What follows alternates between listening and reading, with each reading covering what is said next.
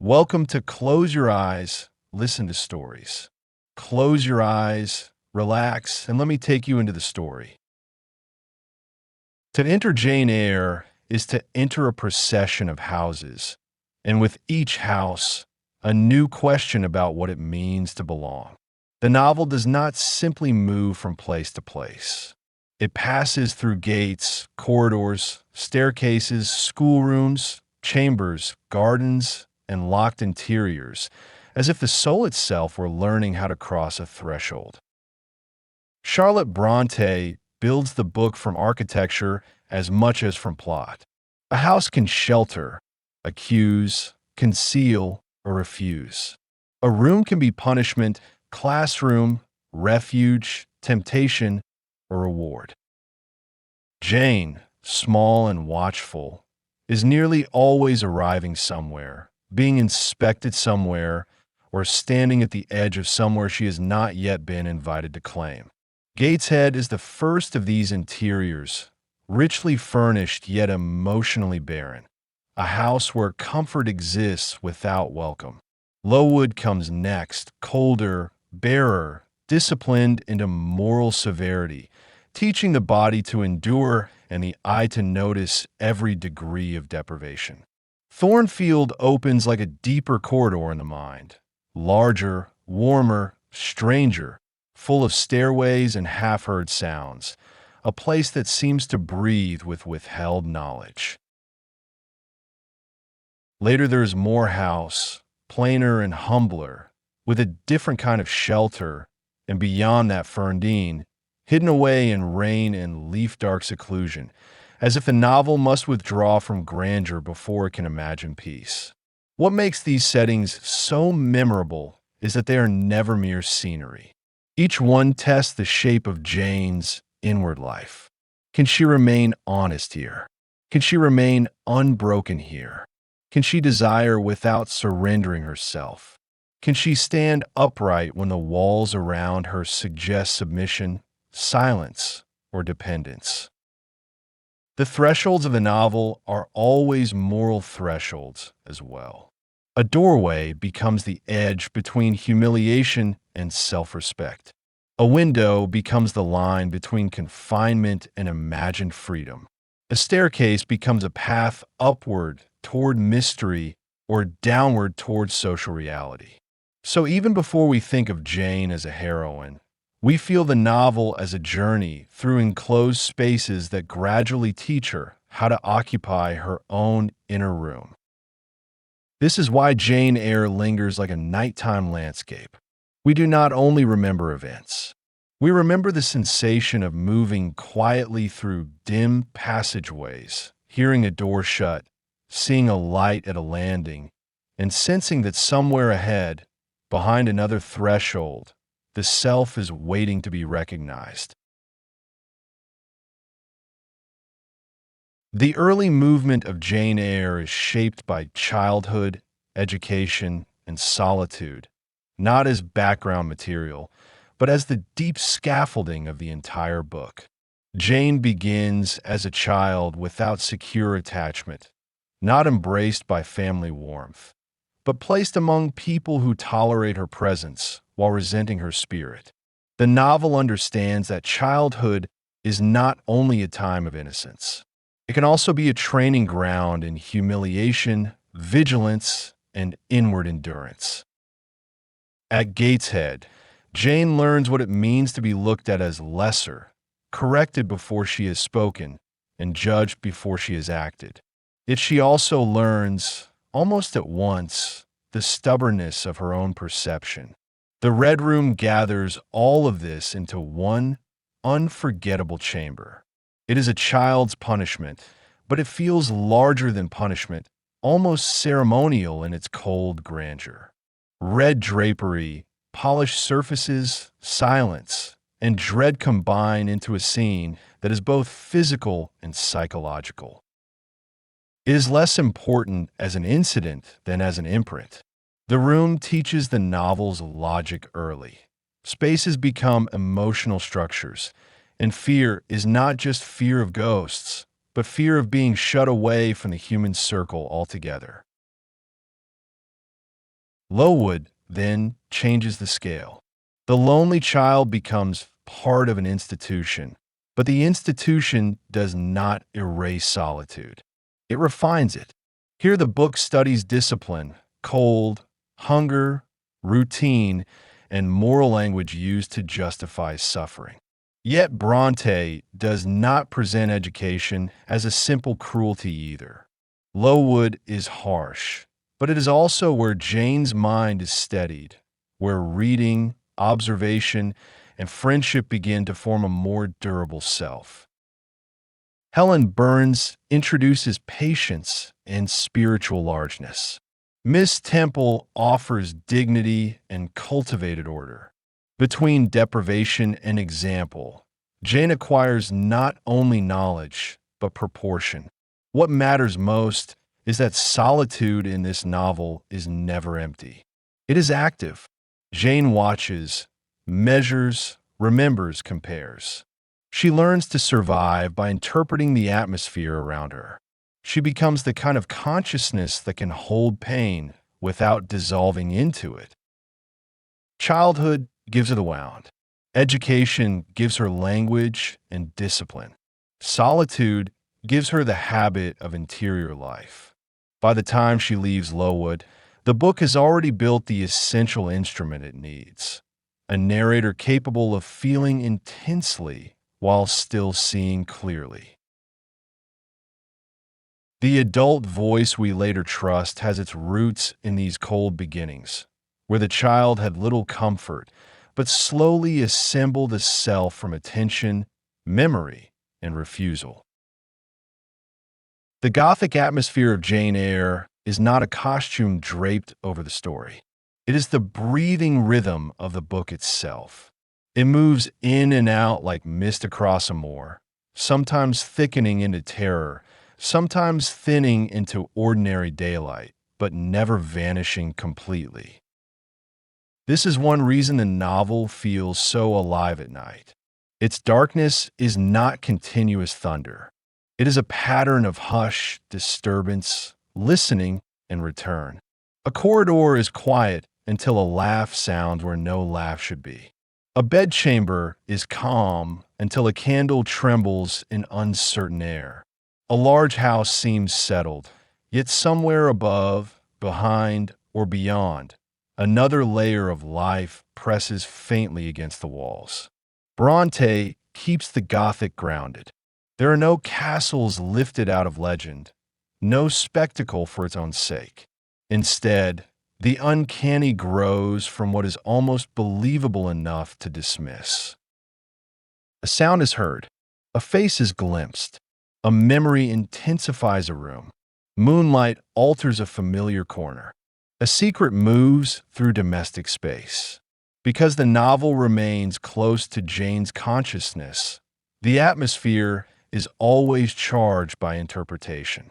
We feel the Gothic not only in what exists, but in what Jane suspects, fears, or cannot yet name. Thornfield is where this rhythm becomes most memorable. The house is neither ruin nor fantasy. It is habitable, managed, and socially real. Yet its reality is porous. Wind passes around it. Firelight changes its angles. Upper rooms suggest withheld history. The laughter that travels through its passages does not shatter realism. It deepens it, reminding us that respectable surfaces often contain pressure, memory, and locked-away consequence. Even the landscape around Thornfield contributes to this slow inhaling and exhaling. The moorland sky, the trees, the dusk, the winter light, all seem to extend the emotional weather of the house. What is beautiful in Jane Eyre is that the Gothic never overwhelms the human question. It sharpens it. Fear is linked to secrecy, and secrecy to desire, and desire to moral uncertainty. The strange atmosphere is not there to distract from character. It reveals how hidden feeling changes the air people breathe. This is why the novel can feel at once intimate and immense. We are in drawing rooms, schoolrooms, gardens, and narrow chambers, yet the emotional pressure inside them is vast. The book breathes through that pressure, and the listener, moving quietly beside Jane, learns to listen for the faint disturbance behind every apparently settled wall. Again and again, Jane Eyre returns to a small set of recurring images, and among the most powerful are fire, ice, windows, and locked rooms. These are not decorations. They're the novel's way of thinking. Fire brings warmth, danger, passion, rescue, destruction, and revelation. Ice brings deprivation, self-denial, distance, and moral frost. Windows offer vision without full freedom, and locked rooms hold the truth that has not yet been admitted into daylight. Through these images, the book turns feeling into matter, so that inward conflict becomes visible in flame, glass, cold air, and closed doors. The Red Room of Childhood already joins several of these elements at once. It glows with an almost ceremonial redness, yet it feels chilling rather than warm. It is visually rich, emotionally frozen, and shut against the child who is forced inside it. Later, Lowood makes cold into a social fact. Hunger, thin clothing, winter mornings, and austere discipline give ice a moral dimension. Cold is not only weather. It is what loveless systems feel like when they settle over the body. Then at Thornfield, fire begins to change its meaning. There is hearth light, conversation, and the possibility of human nearness. But there is also the midnight blaze in Rochester's room, where Jane becomes both witness and rescuer. Flame, there is intimate and dangerous at once, a sign that passion in this book can warm and consume in the same moment. When fire returns later on a larger scale, it does not merely destroy a building. It burns away concealment and leaves the novel altered forever. Windows are equally important. Jane is often placed near them, looking outward, reading near them, or measuring the distance between what she sees and what she can reach. A window lets the mind travel before the body can. It frames weather, landscape, and possible futures. It is a threshold of sight, almost a rehearsal for freedom. And then there are the locked rooms and upper corridors, spaces where the book stores what society cannot comfortably integrate. The locked interior is the shape secrecy takes in architecture. The beauty of these repeated images is that they create continuity across the whole novel. We move from childhood dread to adult temptation, from schoolroom cold to moorland exposure, from curtained chambers to burned ruins, and the same symbolic language keeps speaking. Fire and ice measure the temperature of relation. Windows measure distance. Locked rooms measure oppression. The novel becomes unforgettable because its emotional life is always returning in physical forms we can almost touch, as if Charlotte Bronte wanted us to feel conscience, longing, fear, and hope as weather moving through a house. One of the deepest pleasures of Jane Eyre is the voice that carries it. The first-person narration is like a steady lantern moving through dark interiors, not banishing mystery, but making it navigable. Jane tells her story with remarkable balance. She remembers intense feeling without becoming chaotic. She names injustice without losing precision. She can be wounded, proud, observant, ironic, tender, and severe, all within the same page, yet the voice never collapses into self-pity. That steadiness is one reason the book remains such intimate company. We do not merely watch Jane.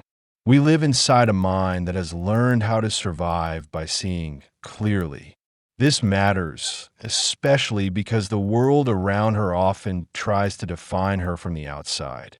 Others call her plain, dependent, young, poor, subordinate. The narration quietly resists these labels by granting her full inward authority. She may occupy a small social position, but the first-person form gives her the central light of the novel. Through her, we feel the moral texture of every room. Through her, even silence becomes articulate. A pause at a doorway, a glance from a window, a walk across a windy field, all become charged because her consciousness receives them with care. The famous directness of the voice also matters. Jane can turn toward the listener with an almost startling simplicity. When she addresses a reader, it does not feel like performance. It feels like the opening of a private chamber. This directness creates trust. The book can contain secrets, concealment, and misreading, yet the narration itself remains a place of unusual honesty. Jane does not pretend she is never angry, never tempted, never lonely. She admits inner contradiction, and because she does, her restraint feels earned rather than cold. There's also something deeply calming in the cadence of her mind. Even when the story moves through fear or passion, the voice continues to shape experience into language. It is not numbness. It is form.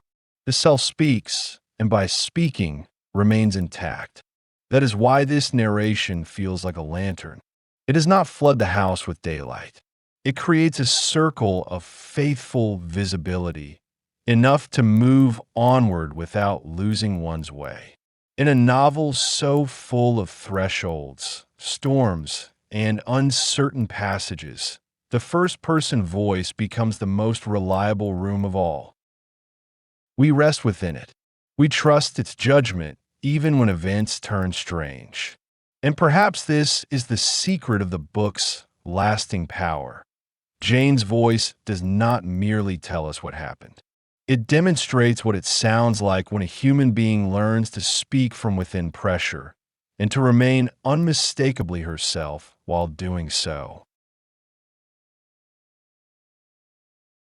If Jane Eyre has a deepest organizing force, it may be moral independence. The novel is full of feeling, atmosphere, secrecy, and romance. But all of these are finally tested against one central question. Can Jane remain true to the inner law by which she knows herself? This law is not simple obedience. It is not submission to the loudest authority in the room. It is a disciplined sense of dignity, conscience, and proportion, formed through suffering and sharpened by solitude.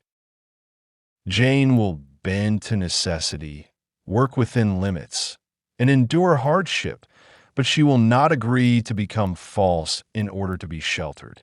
This principle appears early. As a child, she refuses to accept humiliation as natural. At Lowood, she learns endurance, but endurance does not erase judgment. As an adult, when she enters the more alluring world of Thornfield, the temptation becomes subtler. She is no longer merely resisting cruelty. She is resisting absorption. Rochester sees her intensely, admires her intelligence, and offers emotional warmth unlike anything she has known before. Yet the novel carefully asks whether love, if founded on concealment and inequality, can become another kind of enclosure. Jane's greatness lies in the fact that she does not surrender her conscience, even at the point of strongest desire. When the truth at Thornfield emerges, the book reaches one of its most decisive moral moments. She loves, yet she leaves. Not because feeling has vanished, but because feeling alone cannot justify a life built against her own moral center. The departure onto the moors is painful, nearly annihilating, and yet it clarifies the whole novel. Freedom here is not triumph. It is costly fidelity to the self. Then, later, another form of pressure appears in St. John Rivers. He offers respectability, purpose, labor, even a kind of spiritual mission. But he too asks Jane to live in a shape that would extinguish something essential in her. If Rochester threatens the self through passionate concealment, St. John threatens it through righteous severity. Jane refuses both distortions. She will not be a mistress, and she will not be a tool. This is why the book feels so modern in its inward structure, even while remaining fully of its own century. It imagines a person whose deepest task is not merely to marry, succeed, or survive, but to become inwardly coherent. Jane seeks a form of relation in which love and self-respect can exist together. Until that condition is possible, she chooses solitude over self-betrayal. Moral independence is therefore not a theme placed beside the plot.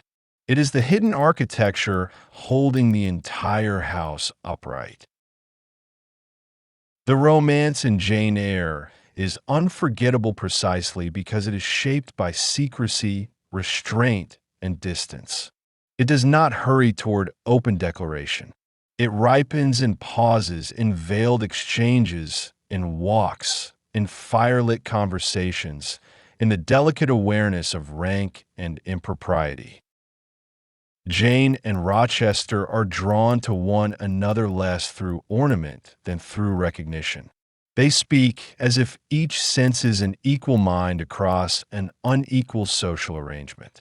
Yet the novel refuses to let that recognition become simple. Desire here is always crossing difficult ground. Thornfield itself helps create the form of the romance. It is a house of proximity without transparency. The governess lives near the master, yet not on equal terms. Rooms connect, but secrets intervene. A conversation may feel intimate only for a corridor, a social convention, or an unspoken fact to restore distance at once. This gives the love story its unusual tension. It is not only a matter of whether two people care for each other. It is whether truth, status, time, and hidden history will permit that care to take honorable shape. Bronte is especially skilled at making restraint feel more charged than display. A garden at dusk, a sudden question, a half-playful remark, a silence after sincerity. These moments carry enormous emotional weight because the book has trained us to hear what remains unspoken. Jane does not pour herself out. Rochester does not present himself plainly. Their bond forms in a field of pressure where each must infer the other through fragments, tones, and acts of attention. Secrecy, of course, darkens the romance as well. The novel insists that attraction can be genuine and still be entangled with concealment. This is one reason the love story never floats free of the book's larger moral atmosphere. The hidden room above, the interrupted wedding, the disappearances and returns, all remind us that intimacy without truth cannot rest. Even longing must answer to structure. Distance then becomes not only pain, but necessity. The separation after Thornfield is devastating, yet it does important work. It clears illusion. It removes the romance from the intoxicating environment that first nourished it. Only after distance, loss, and inner testing can love return in altered form.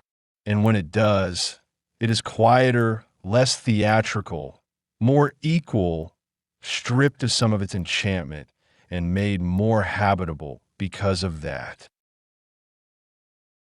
Jane Eyre gives us a romance that glows in twilight, but it also asks what light can survive morning.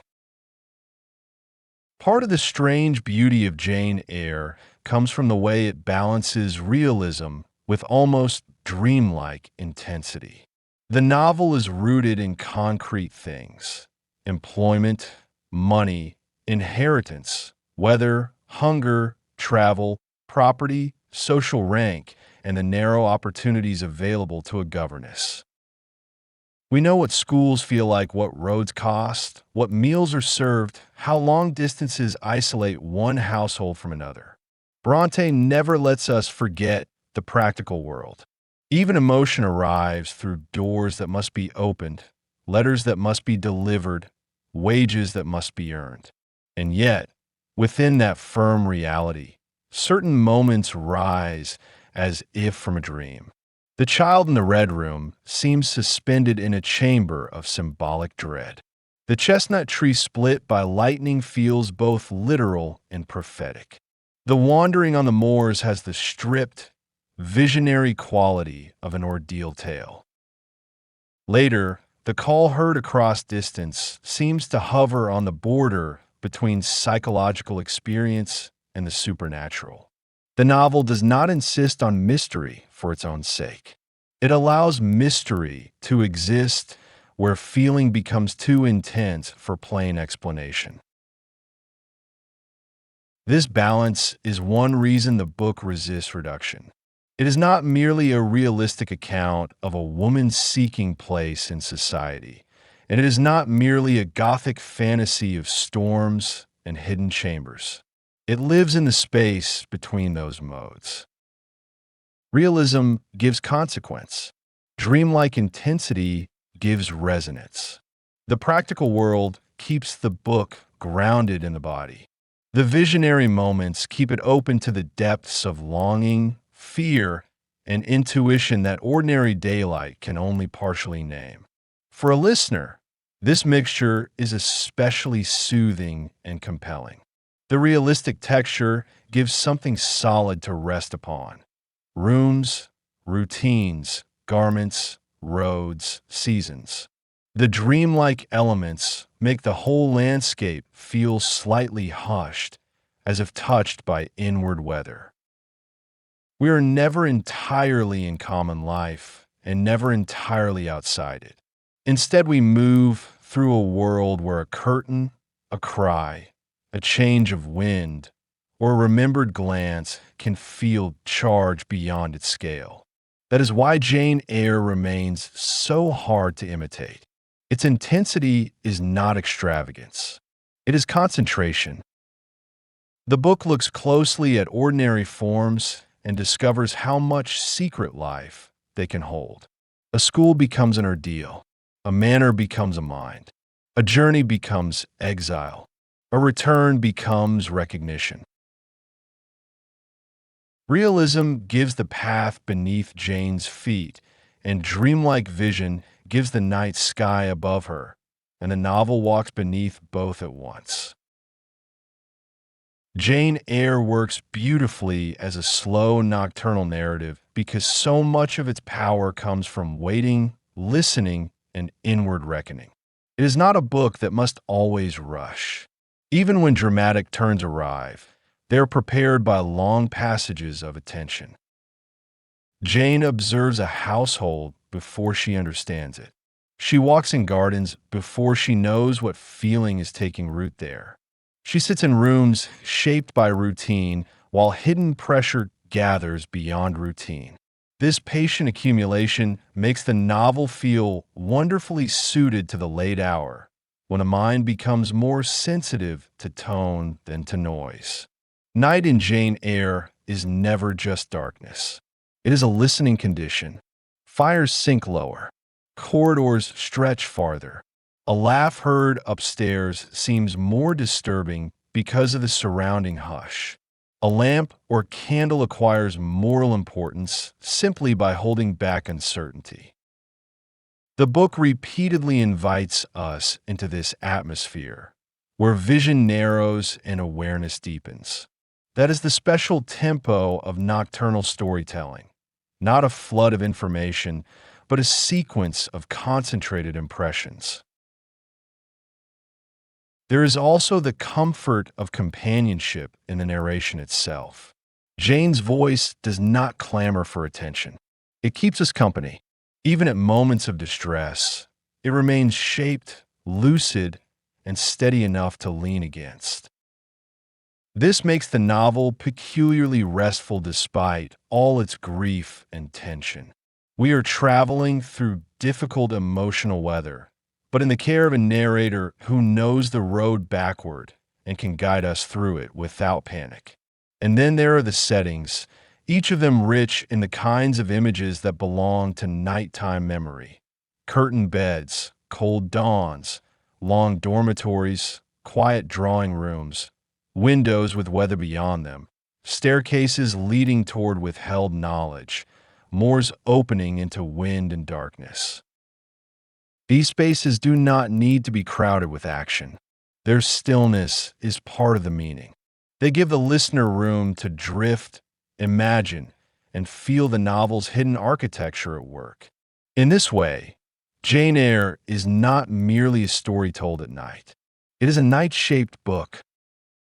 Its deepest movements depend on hush, interval, and the gradual clarification of inner truth. It trusts the listener to remain in uncertainty for a while, to inhabit shadows before explanation, to feel the difference between warmth and cold, welcome and exclusion, desire and conscience. That patience is one of its lasting gifts. The novel does not force the soul awake with noise.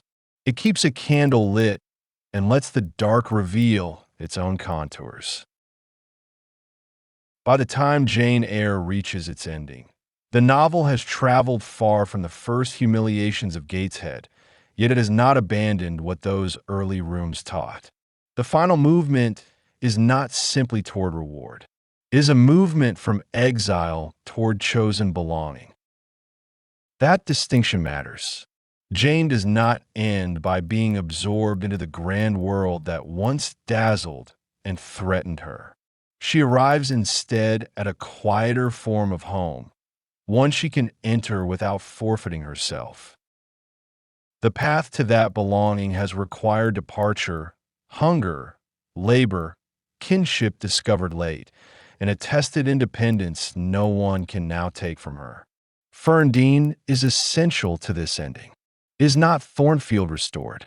It is smaller, more withdrawn, closer to the damp earth and enclosing trees.